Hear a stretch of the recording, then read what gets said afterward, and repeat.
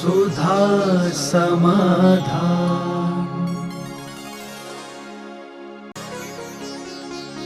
नमोस्तु गुरुदेव, हमें कितनी उम्र से 12 वर्षीय संलेखना की तैयारी शुरू कर देनी चाहिए? 12 वर्ष की संलेखना कितनी उम्र से मतलब नहीं है। आपको अपनी अंतिम उम्र का ज्ञान होना चाहिए। अंतिम उम्र के ज्ञान के बाद ही 12 वर्ष की संलेखना ले सकते हैं। बहुत सारे लोगों ने 12 वर्ष की संलेखना ली थी, लेकिन उनको उसका उल्लंघन करना पड़ा। उस 12 साल के बाद भी 10-10 साल और जिए। तो ऐसी स्थिति में अनजाने में 12 साल की संलेखना नहीं ली जाती है।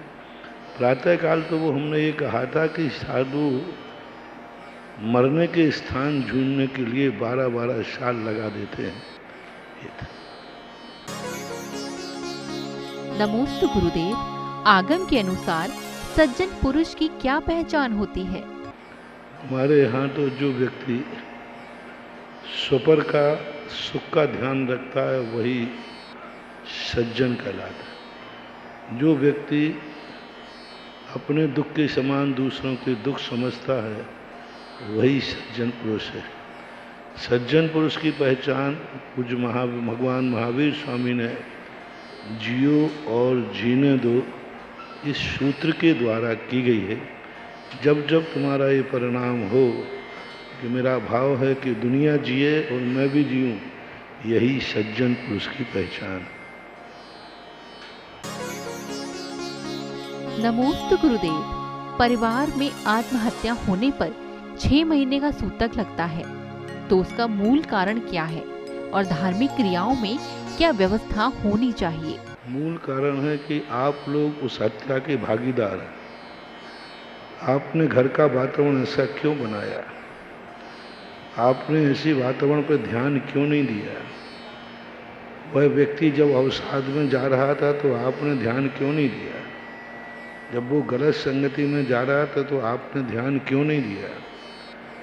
आप उसके अंदर की वेदना को क्यों नहीं समझ पाए? जब परिवार के लोग, परिवार का व्यक्ति होने का अर्थ है कि एक दूसरे के अंदर की तकलीफ़ों को समझे, एक दूसरे के अंदर की इच्छाओं को समझे, एक दूसरे की परेशानियों को समझे। आपके पूरे परिवार की लापरवाही के कारण से उसको इस दशा तक पहुंचना पड़ा, इसलिए अंश में आप भी भागीदार हो। ये आपके लिए सजा है और आप भावपूर्वक, चिंतन पूर्वक अपना धर्म ध्यान कीजिए और भगवान का दर्शन दूर से करिए। पूजा अनुष्ठान से वर्जित किया है, दर्शन से नहीं। नमोस्तु गुरुदेव, सर्वार्थ सिद्धि ग्रंथ के 8वें अध्याय में जिन जीवों का कर्म अनादि अनंत बंध होता है वह अभव्य, और जिन जीवों का कर्म शांत होता है तो क्या वह भव्य जीव कहलाते हैं? अनादि अनंत का अर्थ होता है जो सदा से कर्म बंद करते आए, सदा करते रहेंगे। सदा से मिथ्यात्व में रहे, हमेशा मिथ्यात्व में बंद करते रहेंगे, तो अनादि कहलाते हैं, अनादि अनंत कहलाते हैं। शादी शांत वो भव्य कहलाते हैं जो छोटी उम्र, जो प्रारंभ में अनादि काल से बंद किया था लेकिन अब बंद कर दिया, अनंत काल तक बंद नहीं करेंगे, जैसे सिद्ध परमेष्ठी आदि। और एक शादी अनंत की अपेक्षा तो कोई भंग बनता नहीं है क्योंकि कोई बंद ऐसा नहीं है जो शादी हो सम्यक दृष्टि की अपेक्षा, फिर वो अनंत काल के बाद असंग अर्धपुद्गल परावर्तन के बाद उसको मोक्ष ही हो जाता है। ऐसा फिर भी सांसारिक दृष्टियों की अपेक्षा से कुछ कर्म वंश में बंद करके छोड़ दिए फिर पुनः चालू कर दिए, तो ये कहलाते हैं शादी अनंत, शादी शांत। जो आज बंद किया कल बंद नहीं किया, इस प्रकार से। नमोस्तु गुरुदेव, पंच स्थावर जीव पुण्यहीन होते हैं और हमें उनका उपकार नहीं लेना चाहिए, लेकिन हम जल, अग्नि, वायु और पृथ्वी के बिना कैसे रह सकते हैं? मतलब हमने यही तो कहा था, भाव समझो। वहाँ पर हमारा ये भाव था, वे पुण्यहीन होकर के भी हमारे ऊपर उपकार कर रहे हैं और उनका उपकार हम स्वीकार कर रहे हैं। ये मैंने मना नहीं कहा कि दुर्भाग्य नहीं है, खेद है। खेद का अर्थ है विचार। प्रसंग ये है कि दूसरे का सहारा लेना और उनमें भी उनका सहारा लेना जो बेचारे पुण्यहीन हैं, तो हमें उनको सहारा देना चाहिए या लेना चाहिए, लेकिन हम ले रहे हैं, मजबूरी है, तो मजबूरी पर हम खेद व्यक्त तो कर ही सकते हैं। अब नहीं लेने की बात आई तो वो तो तुम नहीं लोगे तो लेने में आ ही रहा, श्वास ले रहा हूँ आदि सब, तो वहाँ एक तत्व चिंतन की बात थी, क्रिया की बात नहीं है, त्याग की बात नहीं है, चिंतन की बात। बहुत सारे पापों से हम बच सकते हैं चिंतन मात्र से। हम श्वास लेने में असंख्यात जीव न मरें, क्या ये कोई पुरुषार्थ कर सकता है? हम भी नहीं कर सकते। कुंद भगवान ने, तीर्थंकर नहीं कर सकते मुनि बनने के बाद। वो तो मरना है सो मरेंगे ही हैं, लेकिन उनके मरने पर हम खेद व्यक्त कर सकते हैं कि नहीं?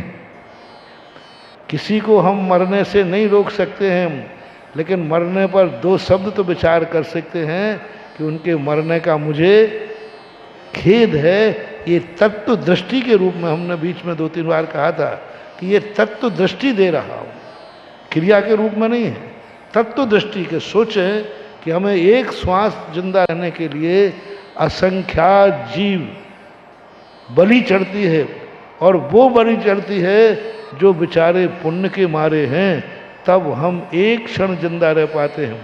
तो हमें ये महसूस होना चाहिए कि हमारी ज़िंदगी का जो अहंकार कर रहे हैं, ये ज़िंदगी कितनी मूल्यवान है। एक क्षण जीने के लिए कितनों की ज़िंदगी बर्बाद हो रही है, ये सोचने वाली बात है। नमोस्तु गुरुदेव। ज्ञानवान व्यक्ति अगर गलती करे तो उसे कौन से कर्म का बंध लगता है? बराबर लगेगा। आज हमने प्रातः काल ही कहा था, वह विचार नहीं है कि अंधा है, विचार नहीं वह है कि आंखों वाले के सामने अंधेरा है। तो बराबर बहुत बड़ा दोष लगता है, लेकिन एक दोष लगाता है और एक दोष लगता है, और हानि लाभ को देख करके भी कभी कभी लगाया जाता है। वो जो दोष लगा रहा है, उस दोष का अभिप्राय क्या है, फल क्या है? हमारे यहाँ हिंसा के लिए भी समर्थन किया गया, लेकिन हिंसा के बाद में लाभ क्या है, हानि क्या है? उसकी उपलब्धि देखो। सामने वाले की हमने जिंदगी नाश कर दी, लेकिन तुम्हें क्या लाभ मिला, उससे उपलब्धि क्या हुई? तो ये विचार करके किया जाता है। और बाकी जो कर रहे हैं वो तो दोष के भागी तो है ही, क्योंकि वह दोष भागी होकर के जान रहा है, सब कुछ कर रहा है, उसके बावजूद भी यदि वह स्वयं और पर को हानि पहुंचा रहा है, स्वयं और पर के साथ धोखा कर रहा है, तो वो बहुत बड़ा नुकसान है। ना सामने वाले को सुख है, ना स्वयं को सुख है। ऐसी करने से बहुत बड़ा दोष। कम से कम कोई कार्य करते समय हमने पहले ही कहा था, वह क्रिया फिर भी क्षम्य है जिसमें सामने वाले को भी सुख है और स्वयं को भी सुख है। लेकिन दोनों को यदि दुख का कारण है तो वह क्रिया वर्जित ही है, दोषपूर्ण है। नमोस्तु गुरुदेव। सम्यक दर्शन के 8 अंगों में निकाचिंत अंग का क्या अर्थ है? निकांक्षित तंत्र का अर्थ आता है अनैतिक भोगाभिलाषा, ऐसी कि जो तुम्हारी मर्यादा के खिलाफ है। वही मैंने अभी कहा ना, दूसरे को दुख होवे तो हो जाए, हमें सुख मिलना चाहिए। गृहस्थों के लिए निकांक्षित अंग, दूसरे की जिंदगी बर्बाद हो तो हो जाए, हमारे लिए सुख की उपलब्धि होना चाहिए। ये जो परिणाम है वहाँ निकांक्षित अंग का अर्थ ये है। अनंतमति का जो स्थिति बनाते हैं वो यही है। ये नहीं कि अनंतमति की अपन चली आ गए तो उसने ब्रह्मचर्य व्रत धारण कर लिया, इसलिए जब ब्रह्मचर्य व्रत धारण करोगे तभी निकांक्षित होगा। नहीं, वहाँ भाव ये है कि वह जो नियम ले लिया है उस नियम के विपरीत वो कार्य नहीं कर रही है, उसकी कांक्षा नहीं कर रही। और कांक्षा का अर्थ होता है कि तुम जो कांक्षाएं कर रहे हो, सामने वाले का धर्म बिगाड़ रहे हो, उसका नियम बिगाड़ रहे हो, उसको दुख हो रहा है, वो बर्बाद हो रहा है, फिर भी तुम जेब काट रहे हो, तुम उसके यहाँ चोरी कर रहे हो। ऐसी इच्छाएं जो सामने वाले की ज़िंदगी मिटे तो मिटे, हमारा उल्लू सीधा होना चाहिए। भाड़ में जाए जनता, अपना काम बनता, ये कांक्षा का निषेध किया गया है। बाकी जो सांसारिक व्यवस्थाएं हैं, उन व्यवस्थाओं को स्वीकार करते हुए जो सुपर हितकारी हैं, सुपर सुखकारी हैं गृहस्थों के लिए, उनका मना नहीं किया। वह कार्य करते हुए भी सम्यक दृष्टि हैं। वहाँ उसका उदाहरण देते हैं अनंतमती का। लेकिन अनंतमती का जो पक्ष है, वो पक्ष क्या था? पक्ष ये था कि हम जो नहीं चाहते हैं, जो हमारे लिए इष्ट नहीं है, उसके लिए कोई उससे प्रभावित नहीं होना।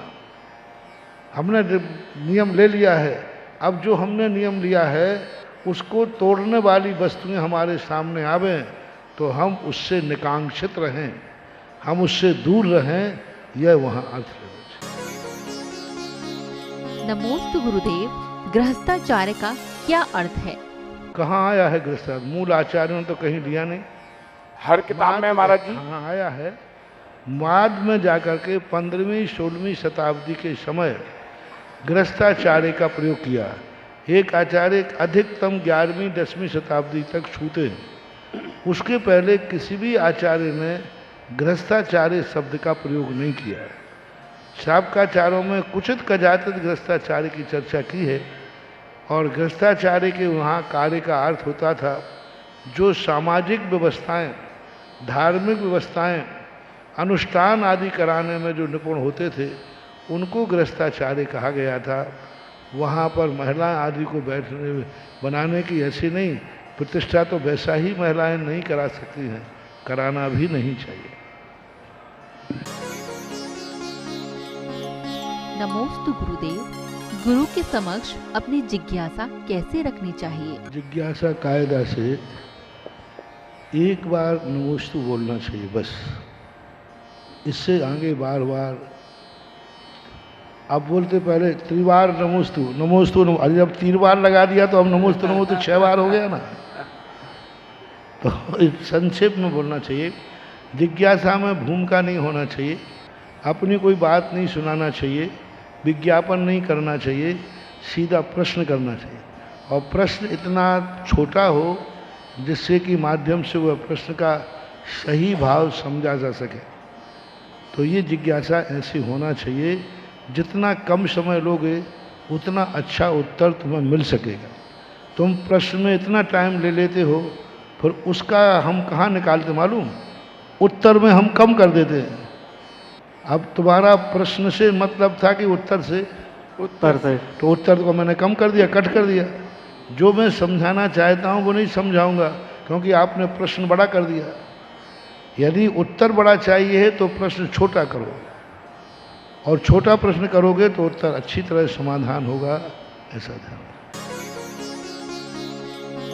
नमोस्तु गुरुदेव, संवेद शिखर जी में चतुर्मुखी प्रतिमा विराजमान है, ये कहाँ तक सही है? का आगम सम्मत नहीं है। पहले भी प्रश्न आया था ललितपुर में, आगम सम्मत नहीं, और इससे जैन धर्म को बहुत बड़ा नुकसान है। तीसरी बात है, आज तक कभी किसी ने इस प्रकार की मूर्ति नहीं बैठा ली। मंदिरों में भगवान चतुर्मुखी होते तो अकेले मुखी 4 मुख नहीं होते, चारों दिशाओं में पूरी मूर्ति दिखती है, पूरा शरीर होता, पूरी नीचे से लेकर ऊपर तक पूरी मूर्ति बनना चाहिए। 4 मूर्ति एक पत्थर में बन सकती है, लेकिन शरीर एक हो और मुख 4 हो, ऐसी कल्पना तो हमारे आगम में है ही नहीं। जो समोषण में होता है छत में, ऐसा नहीं कि शरीर एक होता हो, अकेली गर्दन दिखती हो, चारों दिशाओं में पूरा शरीर पालथी मारे हुए दिखता है। अब उसकी कल्पना को लेकर ये कर रहे हैं, एक शरीर। अरे ये तो हमारे यहाँ किसी सामान्य के नहीं, रावण का भी दशानन के लिए जैन आगम में निषेध किया कि रावण के 10 मुख नहीं थे, एक शरीर अनेक मुख, किसी के होते ही नहीं है। मनुष्यों में किसी के भी एक शरीर हो और अनेक मुख हो, ऐसा कभी होता नहीं। तो ये प्रकृति विरुद्ध है, सिद्धांत विरुद्ध है। अब समाज को इस पर चेतना चाहिए। हम साधुओं से तो क्या कहें, साधु समाज के अधीन हैं, मंदिर आपके हैं। समाज को चेतना चाहिए कि इस प्रकार की मूर्तियां नहीं विराजमान करना चाहिए। हो जाती हैं, कभी कर जाते हैं, तो उनको मंदिर से अलग कर देना चाहिए। वो मंदिर में रखने योग्य नहीं है। उनके किसी भी प्रकार से विसर्जन आदि कोई भी कुछ भी किया जा सकता है। तो अब ये प्रतिष्ठाचार्य सोचें, आप श्रावक सोचें, ऐसा कार्य नहीं करना चाहिए।